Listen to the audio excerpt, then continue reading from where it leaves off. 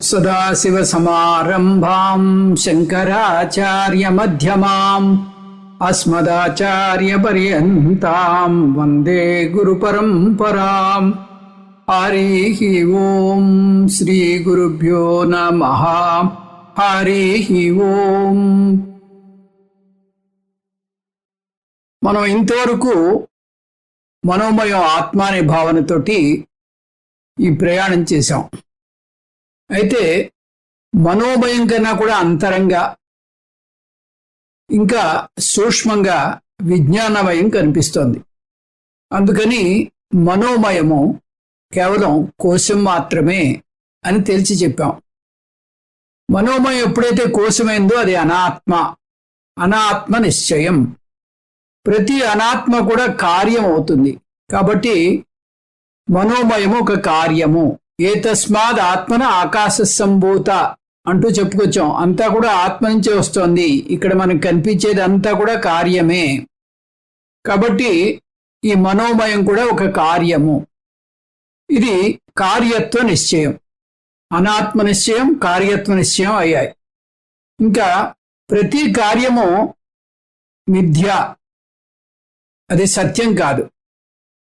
ఎందుకంటే కార్యం మారుతూ వస్తుంది. కార్యానికి స్వతంత్రమైన సత్తా లేదు. ప్రతి కార్యము కూడా నామరూపంగా ఉంటుంది. ఒక నామం, ఒక రూపం ఉంటుంది. ఇక్కడ మనోమయానికి నామం మనోమయమే. రూపం వచ్చి మనుష్య ఆకారము.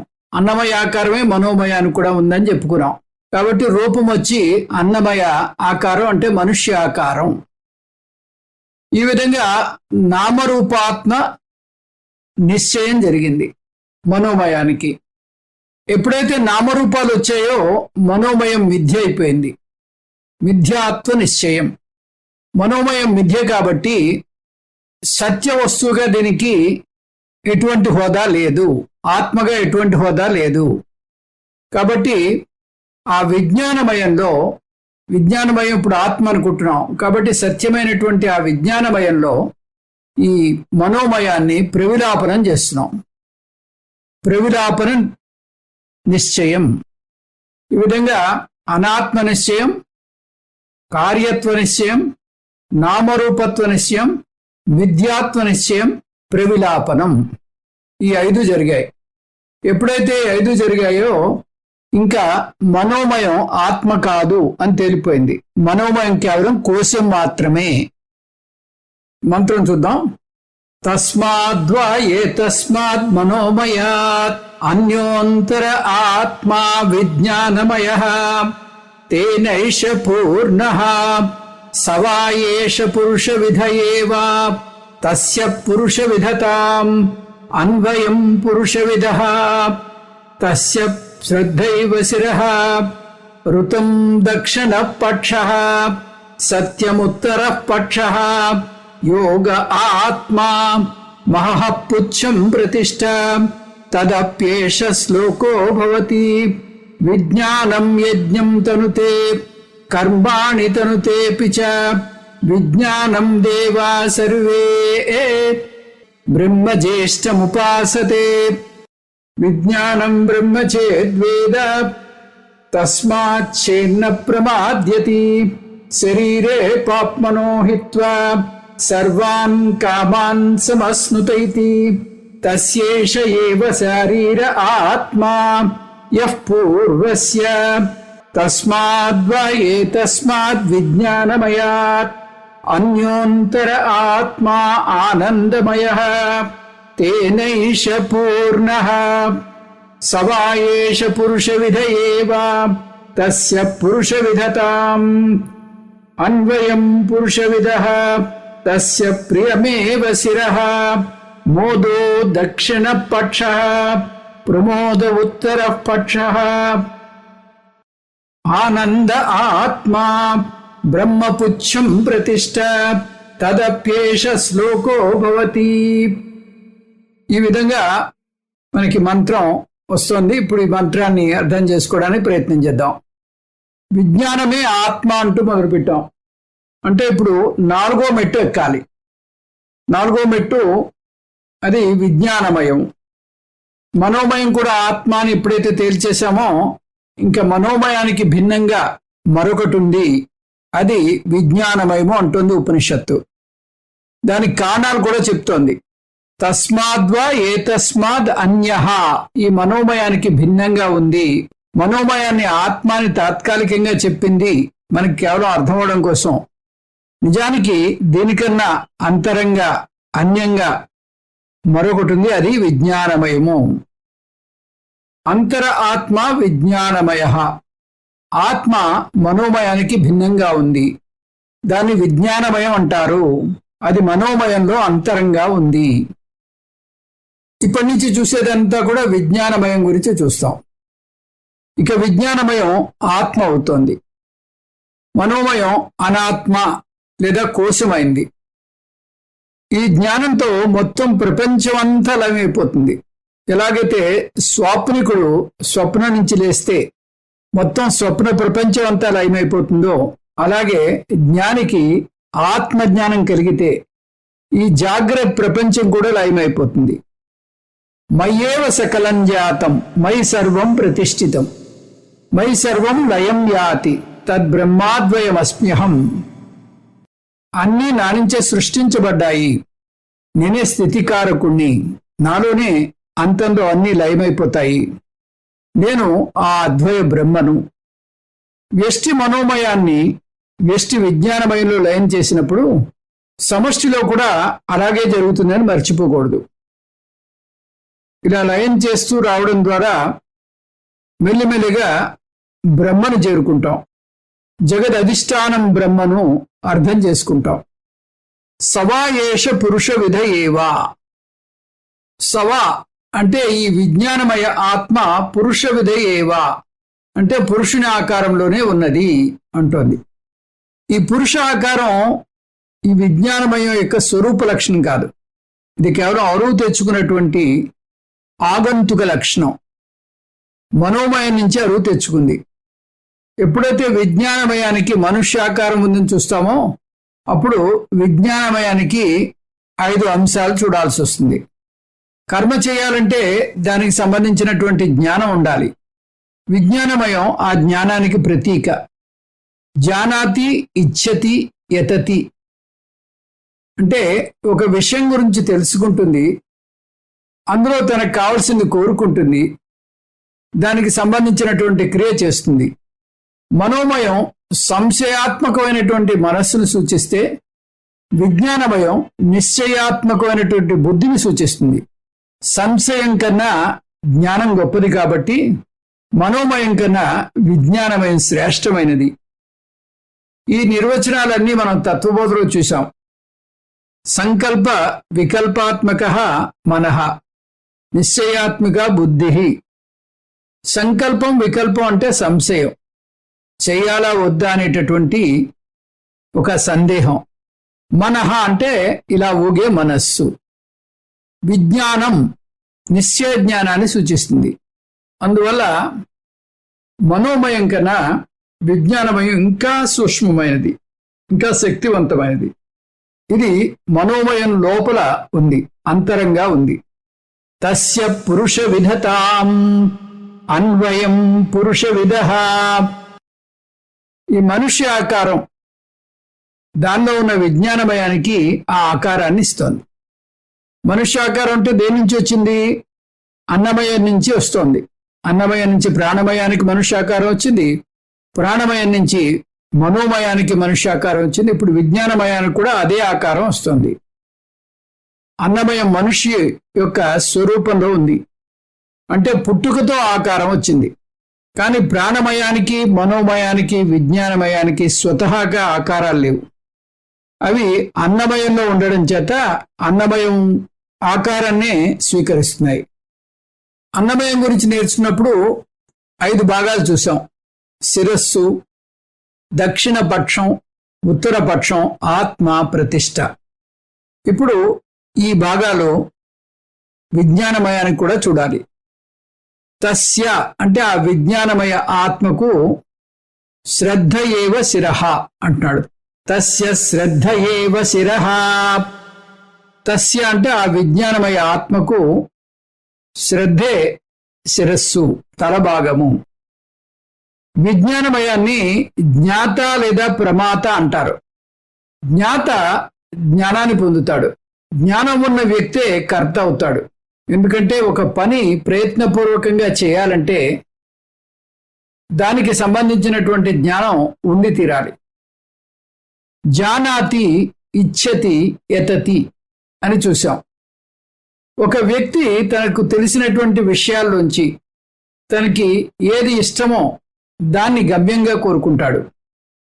అలా ఒక గమ్యం ఏర్పరచుకున్నాక ఆ గమ్యాన్ని నెరవేర్చుకోవడానికి, ఆ గమ్యానికి చేరడానికి శ్రమ పడతాడు. అందువల్ల తనకు తెలియని రంగాన్ని గమ్యంగా, లక్ష్యంగా ఎవరు ఎన్నుకోరు. అంటే ముందు జ్ఞానం ఉండాలి, తర్వాతే క్రియ. ప్రమాత లేదా జ్ఞాత క్రియ చేసేటప్పుడు దాని మీద శ్రద్ధతో చేస్తాడు. శ్రద్ధ అంటే నమ్మకం లేదా భక్తి. వేదాలు తనకు జ్ఞానాన్నిచ్చే ప్రమాణం అనే శ్రద్ధ ఉండాలి. ఆధ్యాత్మిక జ్ఞానం పొందాలంటే దానికి సంబంధించిన ప్రమాణం వాడాలి. లౌకిక విద్య ఆధ్యాత్మిక జ్ఞానాన్ని ఇవ్వలేదు. ఆధ్యాత్మిక విద్యకు శాస్త్రం ప్రమాణం. ఆధ్యాత్మిక సాధకుడు శాస్త్రంలో చెప్పబడిన సాధనలను చేస్తాడు. శాస్త్రాన్ని నమ్మని వ్యక్తి అవి వృధా కాలయాపన అనుకుంటాడు. ఒక సమర్థవంతమైన, ధార్మికమైన ఆధ్యాత్మిక జీవనం కావాలంటే వేదాంత శాస్త్ర జ్ఞానం ఉండి తీరాలి. ఫిజిక్స్ సంధ్యావందనం నేర్పించదు. కెమిస్ట్రీ రామనామ జపాన్ని స్తుతించదు. ఎకనామిక్స్ మోక్ష పురుషార్థాన్ని బోధించదు. అందువల్ల ధార్మికమైన ఆధ్యాత్మిక జీవన విధానాన్ని పాటించడానికి వేదాంత శాస్త్రం ఒక్కటే ప్రమాణం. శాస్త్రం నుంచి జ్ఞానం పొందాలంటే ముందుగా ఆ శాస్త్రం మీద శ్రద్ధ ఉండాలి. అందువల్ల శ్రద్ధ చాలా ముఖ్యమైనటువంటి అంశం. స్వర్గం, నరకం ఉన్నాయని సైన్స్ నిరూపించలేదు. మనిషి చనిపోయాక అతని ఆత్మకు ప్రయాణం ఉందని సైన్స్ నిరూపించలేదు. ఇక్కడ శ్రాద్ధ కర్మలు పెడితే వేరే లోకంలో ఉన్నటువంటి పితృదేవతలకు అవి వెళతాయని సైన్స్ నిరూపించలేదు. నిర్గుణ బ్రహ్మే అంతిమ సత్యం అని సైన్స్ నిరూపించలేదు. సైన్స్కు ప్రయోగశాలలో ఆ ప్రయోగం ద్వారా అందితేనే దాన్ని నమ్ముతుంది. మీరు స్వర్గాన్ని, నరకాన్ని నమ్మితే, పుణ్యపాపాలను నమ్మితే శాస్త్రం మీద నమ్మకం పెట్టుకోవాలి. శాస్త్రం వల్లనే వీటి గురించి నేర్చుకోగలరు. ఆ మాటకొస్తే అసలు సైన్సు మనస్సు మెదడుకు భిన్నంగా ఉందనే ఒప్పుకోదు. మనస్సు మెదడులో ఉంది అంటుంది. అందువల్ల శరీరం పడిపోతే, మనిషి చనిపోతే మనస్సు కూడా మరణిస్తుంది అంటుంది. కానీ వేదాంత శాస్త్రం మనస్సు మెదడులో లేదని, మనస్సు హృదయంలో ఉందని, దానికి మరణాంతరం ప్రయాణం ఉందని చెప్తుంది. మెదడు స్థూల శరీరానికి చెందినదైతే మనస్సు సూక్ష్మ శరీరానికి చెందినది. సూక్ష్మమైన మనస్సు ప్రయాణం చేస్తుంది. సైన్స్ మనస్సే మిగలదు, మనస్సు కూడా చనిపోతుంది శరీరంతో పాటు అనేటప్పుడు ఇంకా దానికి ప్రయాణం గురించి కానీ, కారణ శరీరం గురించి కానీ, పాప పుణ్యాల గురించి కానీ, స్వర్గ నరకాల గురించి కానీ మాట్లాడే అవకాశం ఎక్కడుంటుంది?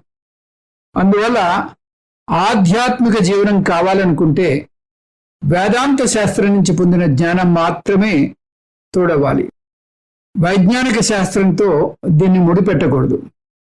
ఆ జ్ఞానం పొందాలంటే ముందస్తుగా వేదాంత శాస్త్రం మీద అత్యంత శ్రద్ధ ఉండాలి. సైన్స్ ఎంతగా ప్రత్యక్ష ప్రమాణం మీద ఆధారపడుతుందో అంతగా మనం కూడా ఈ వేదాంత శాస్త్రం మీద ఆధారపడతాం. శాస్త్రాన్ని ఆరో ప్రమాణం కూడా అంటాం. కళ్ళారా చూసిన దానికి మనం ఎంత విలువిస్తామో వేదాంత శాస్త్రం చెప్పిన దానికి కూడా అంత విలువను ఇవ్వాలి. ఆ శ్రద్ధ లేకపోతే ఆధ్యాత్మికత నిలవదు. అందువల్లనే ఇక్కడ ఉపనిషత్తు శ్రద్ధ ఏవ శిరః అంటోంది. అంటే శాస్త్రం మీద శ్రద్ధ శిరస్సు లాంటిది, ఆధ్యాత్మిక సాధనకు అది మకుటం వంటిది అంటోంది. శ్రద్ధ అంటే శాస్త్రంలో ఇలా చెప్పబడుతుంది, గురు వేద వాక్యేషు విశ్వాస శ్రద్ధ. అది గుడ్డి నమ్మకం కాదా అని మీరు అడగచ్చు. ఎందుకంటే జ్ఞానేంద్రియాల మీద ప్రత్యక్షంగా పూర్తిగా నమ్మకం పెట్టుకుంటే శాస్త్రం చెప్పే విషయాలు ప్రమాణంగా ఎందుకు తీసుకోకూడదు? ఏ జ్ఞానమైనా కూడా ఆ జ్ఞానం పొందడానికి వాడిన ప్రమాణం మీద మీకున్న శ్రద్ధను బట్టి కలుగుతుంది. ఆ ప్రమాణాన్ని ఇంకో ప్రమాణంతో నిరూపించాలి అంటే ఆ ప్రమాణాన్ని మరో ప్రమాణంతో నిరూపించాలి. అలా గొలుసు గట్టుగా సాగిపోతుంది. ఈ గొలుసును ఎక్కడో ఒక చోట ఆపాల్సి వస్తుంది, ఏదో ఒక ప్రమాణాన్ని నమ్మాల్సి వస్తుంది. ఎవరైనా నేను వేదాంత శాస్త్ర ప్రమాణాన్ని నమ్మను అంటే మనం అతన్ని బలవంతం పెట్టాం. కానీ మీ కళ్ళనే ప్రమాణం మీద మీకు శ్రద్ధ లేకపోతే ఈ ప్రపంచంలో మీరు ఏ పని చేయలేరు. రోడ్డు మీద మీరు ఒక అడుగు ముందుకు వేయాలనుకున్నా మీ కళ్ళు సరిగ్గానే రోడ్డును చూపిస్తున్నాయని నమ్మకంతోనే వేస్తారు. ఆ విధంగా శ్రద్ధ చాలా అవసరం. అందువల్ల శ్రద్ధ ఇవ శిరః అంటే శాస్త్ర శ్రద్ధ ఇవ శిరః అని అర్థం. వేదాంత శాస్త్ర శ్రద్ధ ఇవ శిరః అని అర్థం. ఋతం దక్షిణ పక్ష. ఋతం అంటే కుడి పక్షము, కుడి చేయి. ఋతం అంటే శాస్త్రాన్ని సరిగ్గా అర్థం చేసుకోవడం. నిజానికి ప్రత్యక్ష ప్రమాణాన్ని కూడా సరిగ్గా అర్థం చేసుకోవాలి. దాన్ని సరిగ్గా అర్థం చేసుకోకపోతే మనను తప్పుదో పట్టించవచ్చు కూడా. ఉదాహరణకు మన కళ్ళు భూమి కదలకుండా స్థిరంగా ఉంది అంటున్నాయి. సత్యం ఏమిటి? భూమి గంటకు కొన్ని వేల మైళ్ళ చొప్పున సూర్యుని చుట్టూ తిరుగుతూ తన చుట్టూ తాను తిరుగుతోంది. ఆకాశంలో ఉన్న నక్షత్రాలు భూమి నుంచి చూస్తే మిణుకు మిణుకు అంటూ మెరుస్తున్న చిన్న చిన్న చుక్కల్లాగా కనిపిస్తాయి. కానీ నిజానికి అవి భూమి కన్నా కొన్ని వేల రెట్లు పెద్దవి. అలా కంటికి కనబడిందే సత్యం కాదు. దాన్ని సరిగ్గా అర్థం చేసుకోవాలి. అదేవిధంగా శాస్త్రంలో చెప్పిన అంశాలను కూడా సరిగ్గా అర్థం చేసుకోవాలి. శాస్త్రాన్ని సరిగ్గా అర్థం చేసుకోకపోతే దాన్ని ఒక తప్పుడు సిద్ధాంతంగా అర్థం చేసుకునేటటువంటి ప్రమాదం ఉంటుంది. అందువల్ల అటువంటి పొరపాటు జరగకుండా చూసుకోవాలి. అందువల్లనే వేదాంత శాస్త్రాన్ని శ్రవణ మనన నిధిధ్యాసన ద్వారా చేయాలి అంటూ ఉంటారు. శ్రవణంలో అజ్ఞాన నివృత్తి కలుగుతుంది. కానీ కొన్ని సందేహాలు మాత్రం మిగిలిపోతాయి. ఈ సందేహాలు మననంలో మనం తీర్చుకోవాలి. మననంలో మన తోటి విద్యార్థులతో చర్చించి కానీ లేదా సాక్షాత్తు గురువు గారితో చర్చించి కానీ మనం ఈ సంశయ నివృత్తి చేసుకోవచ్చు. సంశయాలు తీర్చుకుని సరిగ్గా అర్థం చేసుకోవడాన్ని ఋతం అంటారు. సత్యం ఉత్తర పక్ష. సత్యం ఉత్తర పక్షము. కేవలం జ్ఞానం పొందితే చాలదు, దాన్ని ఆచరణలో పెట్టాలి. అనుష్ఠానం లేని విద్య లాభం లేదు. ధర్మం వద అని శాస్త్రం చెప్పలేదు, ధర్మం చర అంటుంది. అంటే ధర్మాన్ని ఆచరించు అని. ధర్మాన్ని యోగాసనంతో పోల్చవచ్చు. టీవీలో ఎవరో యోగాసనాలు వేసి చూపిస్తున్నారు. మీరు సోఫాలో కూర్చుని జీడిపప్పులు తింటూ దాన్ని చూస్తే మీకు ఏదైనా ఫలం వస్తుందా? రాదు. ఆ యోగాసనాల్ని మీరు వేస్తేనే దాని ఫలితాన్ని పొందుతారు. యోగాసనాల గురించి నేర్చుకోవాలి నిజమే, కానీ కూర్చుని నేర్చుకుంటే అది అసంపూర్ణంగా మిగిలిపోతుంది. దాన్ని ఆచరణలో పెట్టాలి. వేదాంత బోధ కూడా అంతే. ఋతం వదిష్యామి సత్యం వదిష్యామి. ఈ ఋతానికి సత్యానికి సూక్ష్మమైనటువంటి భేదం ఉంది. ఋతం అంటే యథాశాస్త్రం జ్ఞానం, అంటే శాస్త్రంలో చెప్పినటువంటి ఆ జ్ఞానము. సత్యం అంటే యథా జ్ఞానం అనుష్ఠానం, ఆ తెలుసుకున్నటువంటి జ్ఞానాన్ని అనుష్ఠించడమే సత్యము. ఋతం అంటే జ్ఞానం పొందడం, సత్యం అంటే ఆ పొందినటువంటి జ్ఞానాన్ని ఆచరణలో పెట్టడం. అందువల్ల శాస్త్రంలో నేర్చుకున్న విషయాన్ని ఆచరణలో పెట్టాలి. కుడిపక్షం ఋతం, ఎడమపక్షం సత్యం. అంటే కుడి చెయ్యి ఋతము, ఎడమ చెయ్యి సత్యము. శ్రద్ధ శిరస్సు, శ్రద్ధ తల, కుడి చెయ్యి ఋతము, ఎడమ చెయ్యి సత్యము. అయితే మధ్య భాగమైన ఆత్మ ఏది అంటే యోగ ఆత్మ అంటోంది. వీటన్నిటిలోకి యోగం చాలా ముఖ్యమైనటువంటి అంశం. యోగం అంటే అంతిమ లక్ష్యాన్ని దృష్టిలో పెట్టుకుని గడిపేటటువంటి జీవన విధానం. మధ్యలో మనకి అనేక మధ్యంతర లక్ష్యాలుంటాయి. ఉదాహరణకు విద్య, ఉద్యోగము, పెళ్లి, పిల్లలు, కుటుంబ క్షేమము. వీటిలో ఏది సాధిస్తున్నా కూడా అంతిమ లక్ష్యాన్ని ఎన్నటికీ మరవకూడదు. జ్ఞాన యోగ్యత ప్రాప్తిని, జ్ఞాన ప్రాప్తిని మర్చిపోకూడదు. కస్యత్వం కుత ఆయాత అని భజగోవిందంలో చెప్పబడింది. ఎక్కడి నుంచి వచ్చావు, ఎవరి నుంచి వచ్చావు, ఇటువంటి ప్రశ్నలు మనం వేసుకుంటూ ఉండాలి. వ్యవసాయాత్మిక బుద్ధి ఏకేహ కురునందన బహుశాఖా హ్యనంతాశ్చ బుద్ధయో అవ్యవసాయినాం. చాలామంది నేటి పరుగు పండ్లలో పూర్తిగా ఇమిడిపోయి, పూర్తిగా మమేకం అయిపోయి లక్ష్యాన్ని విడిచి పరుగులు తీస్తూ ఉంటారు. కొందరో మాత్రమే వారి లక్ష్యాన్ని ఎన్నడూ వీడరు. వారు జీవితంలో చేయాల్సిన సంస్కారాలన్నీ చేస్తూ ఎప్పటికప్పుడు వారి కర్తవ్యాన్ని నెరవేరుస్తూ ఉంటారు. వారికి ప్రతి సంఘటన ఒక యజ్ఞమే. కొడుకు పుడితే బారసాల యజ్ఞం, తొలిముద్ద తినిపించాలంటే అన్నప్రాసన ఒక యజ్ఞం, పాఠశాలకు పిల్లవాడిని పంపాలంటే విద్యారంభం కోసం సరస్వతీ పూజ ఒక యజ్ఞం. ఇలా అడుగడికి యజ్ఞాలుగా మలుచుకుంటారు వారు వేడుకలన్నింటినీ. ఈ యజ్ఞాల వెనుకనున్న అసలు అర్థం వారి జీవిత లక్ష్యాన్ని ఎన్నడూ మర్చిపోకూడదనే జాగ్రత్త. ఇలా ఎప్పుడూ అప్రమత్తంగా ఉండడాన్నే యోగ అంటారు. దీన్ని శంకర భగవత్పాదులు చిత్త సమాధానం అంటారు. అంటే మన ముఖ్యమైన లక్ష్యాన్ని ఎన్నటికీ మరవకపోవడం, ఇదే యోగము. ఈ యోగము ఆత్మ అంటోంది మంత్రం. అంటే యోగము మధ్య భాగము. మహః పుచ్చం ప్రతిష్ట. మహః అంటే హిరణ్య గర్భ, సమష్టి విజ్ఞానమయము. హిరణ్య గర్భ ఆధారము. ప్రతి కర్మకు ఈశ్వరానుగ్రహం ఉండాలి. ఈశ్వరానుగ్రహం లేనిదే ఏమీ చేయలేం. మనకి ఈ మానవ ప్రయత్నం ఉండాలి, ఈశ్వరానుగ్రహం ఉండాలి. మానవ ప్రయత్నం ఉన్నా కూడా ఈశ్వరానుగ్రహం లేనిదే మనం ఏ పని కూడా చేయలేం.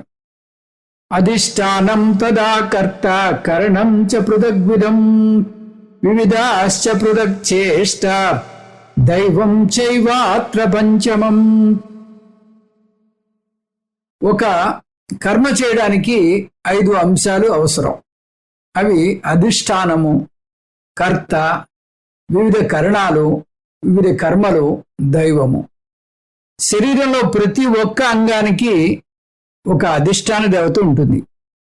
ఈ అధిష్టాన దేవతలన్నింటికీ అధిష్టాన దేవత హిరణ్య గర్భ. అందువల్ల జ్ఞాతకు కర్తకు కూడా ఆధారం ఆ హిరణ్య గర్భే. ఇక్కడితో విజ్ఞానమయ ఆత్మకు సంబంధించినటువంటి 5 అంశాలు అయిపోయాయి. 5 అంశాలు ఏమిటి? తల శ్రద్ధ, కుడి చేయి ఋతము, ఎడమ చేయి సత్యము, యోగం ఆత్మ, హిరణ్య గర్భ పుచ్చము లేదా ప్రతిష్ట. తదప్యేష శ్లోకో భవతి. ఈ విజ్ఞానమయం గురించినటువంటి ఈ మంత్రం ఇంతటితో అయిపోయింది. ఈ ఋగ్మంత్రం విజ్ఞానమయాన్ని కీర్తించి విజ్ఞానమయ సమష్టి విజ్ఞాన ఐక్య ఉపాసనను పరిచయం చేస్తోంది. విజ్ఞానం యజ్ఞం తనుతే కర్మాణి తనుతేపి చ విజ్ఞానం దేవా సర్వే బ్రహ్మ జ్యేష్ఠముపాసతే విజ్ఞానం బ్రహ్మ చేద్వేద తస్మాచ్చేన్న ప్రమాద్యతి. శరీరే పాప్మనో హిత్వా సర్వాన్ కామాన్ సమశ్నుతైతి తస్యేష ఏవ శరీర ఆత్మా యః పూర్వస్య తస్మాద్వా ఏతస్మాద్ విజ్ఞానమయాత్ అన్యోంతర ఆత్మా ఆనందమయః తేనైష పూర్ణః సవాయేష పురుషవిధ ఏవ తస్య పురుషవిధతాం అన్వయం పురుషవిదః తస్య ప్రియమేవ శిరః మోదో దక్షిణ పక్షః ప్రమోద ఉత్తరః పక్షః ఆనంద ఆత్మా బ్రహ్మపుచ్చం ప్రతిష్ఠ తదప్యేష శ్లోకో భవతి. విజ్ఞానం యజ్ఞం తనుతే కర్మాణి తనుతేపి చ విజ్ఞానం దేవా సర్వే బ్రహ్మజ్యేష్ఠముపాసతే. విజ్ఞానం బ్రహ్మచేద్వేద తస్మాచ్చేన్న ప్రమాద్యతి. శరీరే పాప్మనో హిత్వా సర్వాన్ కామాన్ సమశ్నుత ఇతి తస్యేష ఏవ శరీర ఆత్మ యః పూర్వస్య. ఋగ్మంత్రం విజ్ఞాన పదంతో మొదలై సర్వాన్ కామాన్ సమశ్నుత ఇతితో ముగుస్తుంది. ఇతి పదంతో ఈ ఋగ్మంత్రం అయిపోతుంది. విజ్ఞానమయ ఆత్మ కర్త అంటోంది ఈ మంత్రం. తెలివైనటువంటి వ్యక్తి ఒక విషయం గురించి తెలుసుకుని దాని మంచి చెడులు బేరీజు వేసి సరైన లక్ష్యాన్ని ఎన్నుకుంటాడు. వార్తాపత్రికల ద్వారా అనేక విషయాల గురించిన జ్ఞానం కలుగుతుంది. గూగుల్ ద్వారా అనేక విషయాలు మనం తెలుసుకోవచ్చు. మనకు కావలసిన విషయాల గురించి సమాచారం సేకరించిన తర్వాత మనకిష్టమైన విషయాన్ని లక్ష్యంగా మనం ఎన్నుకోవచ్చు. ఒక్కొక్కప్పుడు వాటన్నింటి గురించి తెలుసుకుని వేదాంత బోధ కంటే ఇంకొక విషయం వైపు మొగ్గు చూపించవచ్చు. కొంతమంది బుద్ధిని వివేక చూడమని అంటారు. బుద్ధి అనేక విషయాల్ని తెలుసుకుని మంచి చెడులు బేరీజు వేస్తుంది. ఒక నిర్ణయం తీసుకుని తదనుగుణంగా చేయమంటుంది.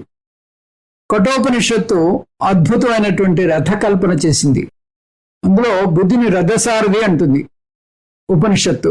రథసారథి పగ్గాలను చేతిలో పట్టుకుని తద్వారా గుర్రాల్ని అదుపులో పెడుతూ ఉంటాడు. బుద్ధింతు సారథిం విద్ధి అంటుంది కఠమంత్రం. అదేవిధంగా బుద్ధి మనస్సును అదుపులో పెట్టి తద్వారా ఇంద్రియాలను కూడా నిర్దేశిస్తుంది. ఈ బుద్ధి కుశలతే మనిషిని జంతువుల కన్నా పైన నిలబెడుతుంది. విజ్ఞానం యజ్ఞం తనుతే. ఇక్కడ విజ్ఞానం అంటే విజ్ఞానమయ ఆత్మ, ప్రమాత, కర్త. ఈ విజ్ఞానమయ ఆత్మే వైదిక యజ్ఞాలన్నింటినీ చేస్తుంది. దానికి శాస్త్రం మీద శ్రద్ధ కూడా ఉండాలని చూసాం. శ్రద్ధ ఉంటేనే ధార్మిక కర్మలు లేదా అదృష్ట ప్రధాన కర్మలు చేస్తాడు. ఉదాహరణకు ఒక కుటుంబం వైదిక కర్మను ఆచరిస్తుంటే గోత్రనామాలకు విలువ ఉంటుంది. ఎప్పుడైతే వైదిక కర్మలు పట్టించుకోరో అప్పుడే గోత్రనామాలను చూసి వంశాన్ని చూసి చేసే సాంప్రదాయ వివాహాలు మటుమాయమైపోతాయి. అర్ధకామాలకే ప్రాముఖ్యతనిచ్చే సమాజంలో సంప్రదాయం వెనక్కి వెళ్ళిపోతుంది. అబ్బాయి అమ్మాయి ఒకరినొకరు ఇష్టపడడానికి మాత్రమే ప్రాముఖ్యతనిస్తారు. కానీ అది 3 నాళ్ల ముచ్చట అయ్యే ప్రమాదం కూడా ఉంది. ఎప్పుడైతే వారి ఇష్టాలు మారుతాయో అప్పుడే వారి వివాహం ప్రమాదంలో పడిపోతుంది. అలా అర్ధకామాలకు ప్రాధాన్యతనివ్వకుండా ధర్మ మోక్షాలకు ప్రాధాన్యతనిస్తే వ్యక్తిగత ఇష్టాలు వెనక్కి వెళ్ళిపోయి వైదిక సాంప్రదాయానికి విలువ పెరుగుతుంది. విజ్ఞానమయ ఆత్మే ఈ వైదిక కర్మల్ని చేస్తుంది. కర్మాని తనుతేపిచ. శాస్త్రం విధించినటువంటి కర్మలను మాత్రమే కాక విజ్ఞానమయ ఆత్మ లౌకిక కర్మలు కూడా చేస్తుంది. శాస్త్రాన్ని నమ్మని నాస్తికుడు కూడా లౌకిక కర్మలు చేసేది విజ్ఞానమయ ఆత్మ వల్లే. అందువల్ల విజ్ఞానమయం మీద ఉపాసన చేయాలి. సర్వే దేవా విజ్ఞానం ఉపాసతే. దేవతలు కూడా ఈ విజ్ఞానమయ ఆత్మ మీద ఉపాసన చేస్తారు. ఎలా చేస్తారు? జ్యేష్ఠ బ్రహ్మ, ఈ విజ్ఞానమయ ఆత్మను హిరణ్య గర్భగా అందరికీ జ్యేష్ఠుడుగా ఉపాసన చేస్తారు. బ్రహ్మా దేవానాం ప్రథమ సంబభూవ విశ్వస్య కర్త భువనస్య గోప్త అంటుంది ముండకోపనిషత్తు. బ్రహ్మదేవుడు దేవతలందరిలోకి ముందు పుట్టాడు. పురాణాలు హిరణ్య గర్భను చతుర్ముఖ బ్రహ్మ అంటాయి. వాటిలో ఈ చతుర్ముఖ బ్రహ్మ విష్ణుమూర్తి నాభిలోంచి కలువపువ్వు మీద ఉద్భవించాడు అని చూస్తూ ఉంటాం. అప్పుడు బ్రహ్మకు సృష్టి కార్యాన్ని అప్పచెప్పాడు విష్ణుమూర్తి. ఈ బ్రహ్మను సమష్టి విజ్ఞానమయంగా దేవతలందరూ ఉపాసన చేస్తారు. ఆ విధంగా వ్యష్టి సమష్టి విజ్ఞానమయ ఐక్య ఉపాసన చేయాలి. ఫలం 2 రకాలుగా వస్తుంది. అవి సకామ ఫలం, నిష్కామ ఫలం. ఉపనిషత్తు సకామ ఫలం గురించి మాత్రమే చెబుతుంది. నిష్కామ ఫలాన్ని మనం కలుపుకోవాల్సి ఉంటుంది. అది చిత్తశుద్ధి, చిత్త విశాలత, చిత్త ఏకాగ్రత. ఐక్య ఉపాసన చేసినప్పుడు వ్యష్టి బుద్ధితో లయం కాకుండా సాధకుడు సమష్టి బుద్ధి మీద ఉపాసన చేస్తాడు. కాబట్టి చిత్తశుద్ధి ఏర్పడుతుంది. ఒక అల తన పరిమితి ఉన్న అలను అనుకోకుండా సముద్రంలోనూ తనలోనూ ఉన్నది ఒకే నీరు అని తెలుసుకుంటే అలకు తను చిన్న అలను మాత్రమే అనేటటువంటి భావన పోతుంది. ఆ అల నామరూపాలతో బంధాన్ని తెంచుకుంటుంది. సమష్టి దృష్టిలో వ్యష్టి అహంకారం బలహీనమాడమే చిత్తశుద్ధి అంటే. నేను నా కుటుంబం అని పరిధులు విధించుకుంటే అహంకారం బలంగా ఉంటుంది. దాని బదులు నా ఊరు అనుకుంటే అహంకారం కొంచెం తగ్గుతుంది. ఆ దృష్టిని ఊరు నుంచి దేశానికి, దేశం నుంచి ఖండానికి, ఖండం నుంచి విశ్వానికి పెంచుకుంటూ వస్తే అహంకారం తగ్గటమే కాకుండా చిత్త విశాలత కూడా ఏర్పడుతుంది. ఈ సాధన కొన్ని రోజులు చేస్తే ఆనందమయ ఆత్మలోకి అడుగు పెట్టడానికి సంసిద్ధుడవుతాడు సాధకుడు. సకామ ఉపాసకుడు పొందే ఫలమేమిటి? అది ఉపనిషత్తు వివరిస్తుంది ఇలా: విజ్ఞానం బ్రహ్మచేద్వేద. వేద అర్థం ఇక్కడ తెలుసుకుంటే అని కాదు. వేద అంటే ఉపాసన చేస్తే అని అర్థం. బ్రహ్మ అంటే సమష్టి విజ్ఞానమయం అని చూసాం. అందువల్ల ఒక వ్యక్తి విజ్ఞానమయ వ్యష్టి సమష్టి ఐక్య ఉపాసన చేస్తే కలిగే ఫలం చెప్తున్నది. ఎప్పుడు చేయాలి? జీవితాంతం చేస్తూ ఉండాలి. ఈ విషయాన్ని కృష్ణ పరమాత్మ వివరించాడు 8వ అధ్యాయంలో. అంతకాలే చ మామేవా స్మరన్ ముక్త్వా కళేవరన్ యః ప్రయాతి సమద్భావం యాతి నాస్త్యత్ర సంశయః. ఎవరైతే అంత్యకాలంలో నన్నే స్మరిస్తూ మరణిస్తారో వారు నన్నే పొందుతారు, అందులో ఎటువంటి సందేహం లేదు అని కృష్ణ పరమాత్మ అభయం ఇచ్చాడు.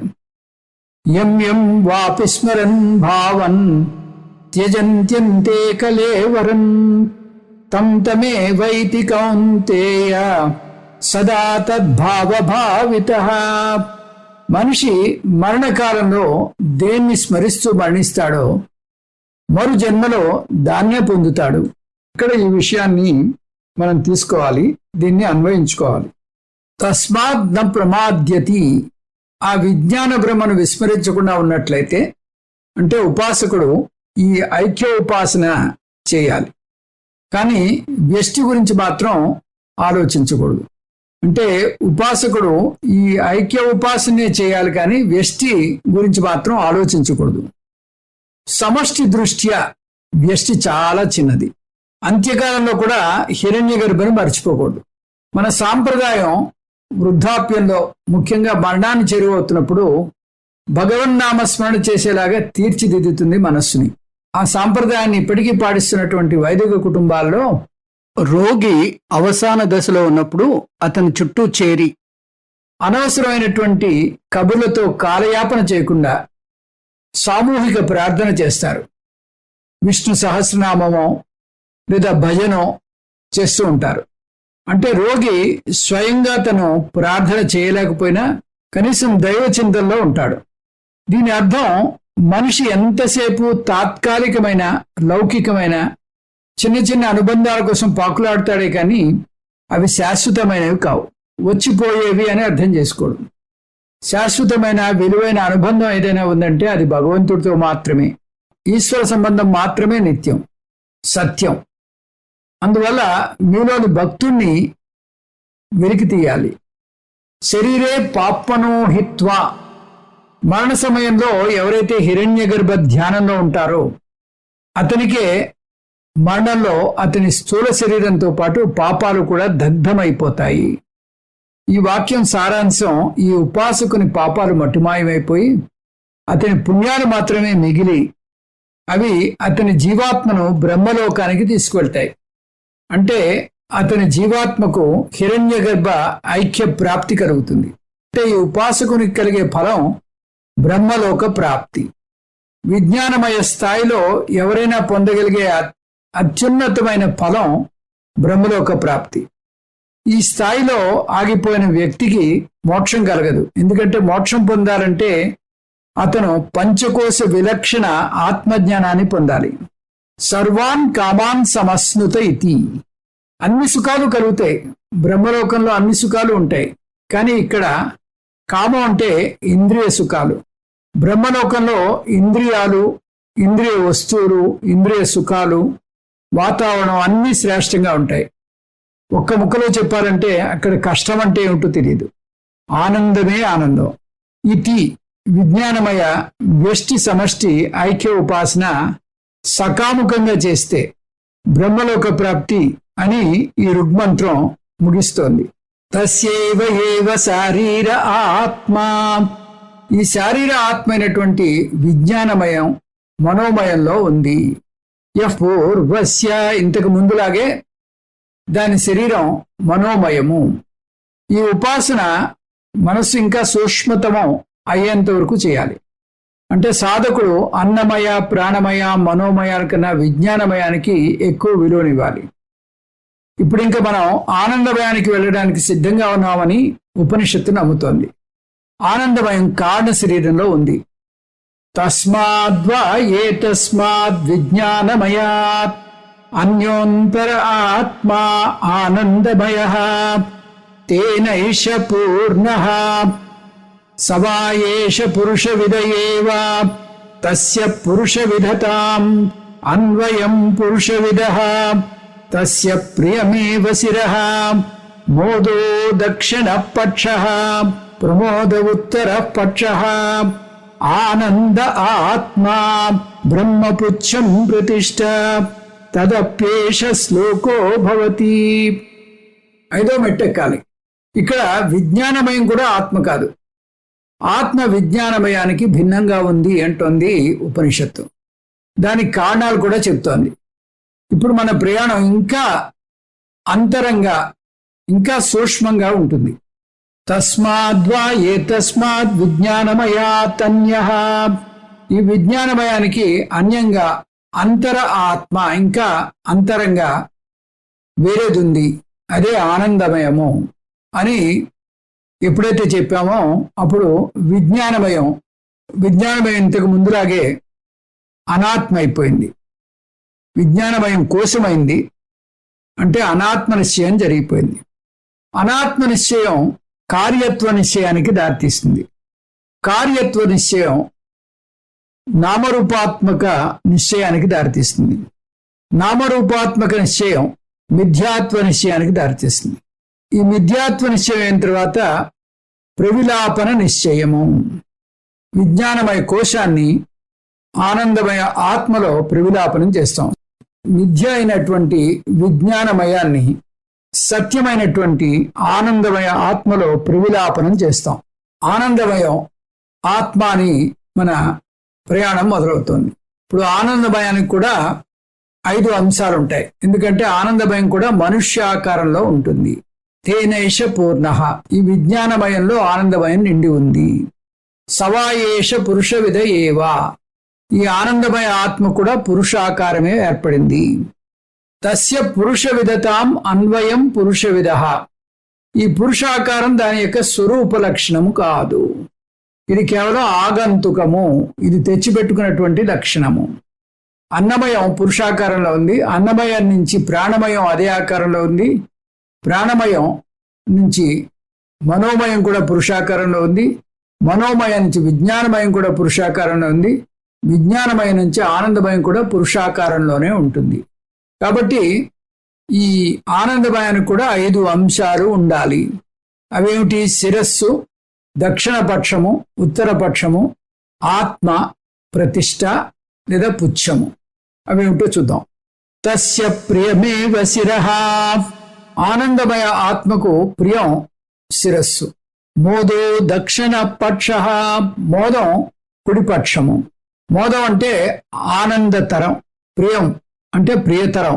శిరస్సు ప్రియం అంటే కుడి చెయ్యి ప్రియతరం, అంటే దానికన్నా ఎక్కువ అనమాట.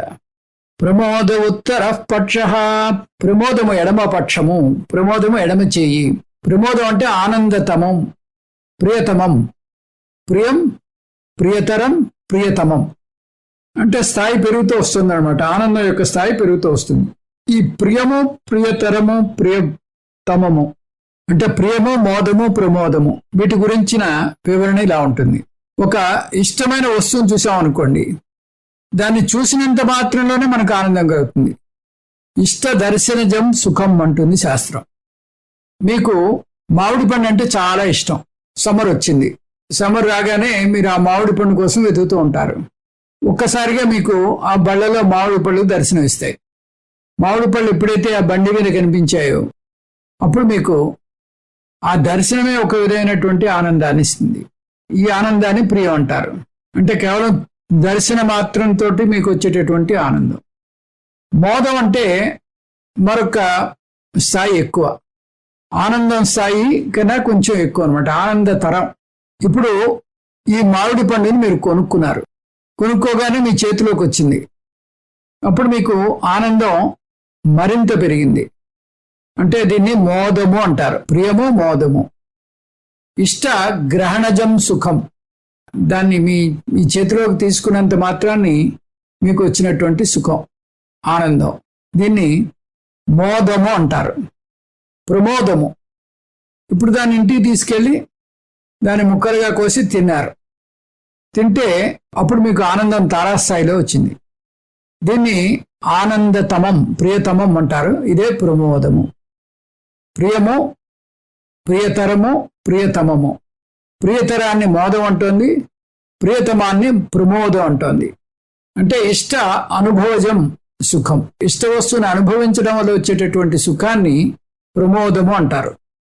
ఈ విధంగా ఇప్పుడు ఆనంద ఆత్మ, ఆనందమే ఆత్మ.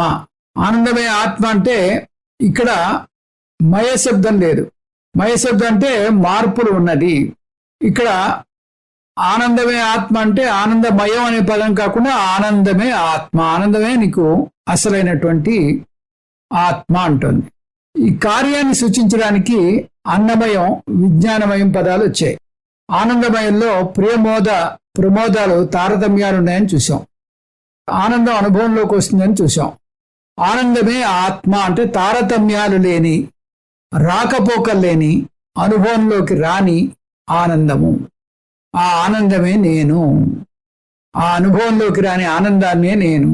ఆనంద ఆత్మ అంటే ఆనందమయం లేదా అనాత్మ లేదా కోశం అవుతుంది. ఎప్పుడైతే ఆనందమయాన్ని అనాత్మనామో అప్పుడే తక్కిన అంశాలన్నీ వరుసగా వచ్చేస్తాయి. అవి అనాత్మ నిశ్చయము, కార్యత్వ నిశ్చయము, నామరూపత్వ నిశ్చయము, మిథ్యాత్మ నిశ్చయము, ప్రవిలాపన నిశ్చయము. ఆనందమయ ఆనందానికి ప్రియమోద ప్రమోదాలుంటే ఆత్మానందం అసలు అనుభవంలోకే రాదు. అది అనుభవంలోకి వచ్చే ఆబ్జెక్ట్ కాదు, అది నా స్వరూపము, సబ్జెక్ట్ అయిన నేనే ఆనంద ఆత్మను అని మన బుద్ధిలో అర్థం చేసుకోవాలి. బ్రహ్మపుచ్చం ప్రతిష్ట, ఈ ఆత్మానందానికి ఆధారం బ్రహ్మ. ఈ వాక్యాన్ని మనం జాగ్రత్తగా అర్థం చేసుకోవాలి. ఆత్మానందానికి ఆధారం బ్రహ్మ అంటే ఆధారం ఉన్నట్టుగా అని అర్థం చేసుకోవాలి. ఈ వాక్యం అసలు అర్థం ఆత్మానందమే బ్రహ్మానందము అని. ఆత్మానందానికి ఆధారం బ్రహ్మ అంటే ఆత్మానందమే బ్రహ్మానందము. ఇక్కడ ఆధారము అంటే రెండు ఒకటే అని అర్థం.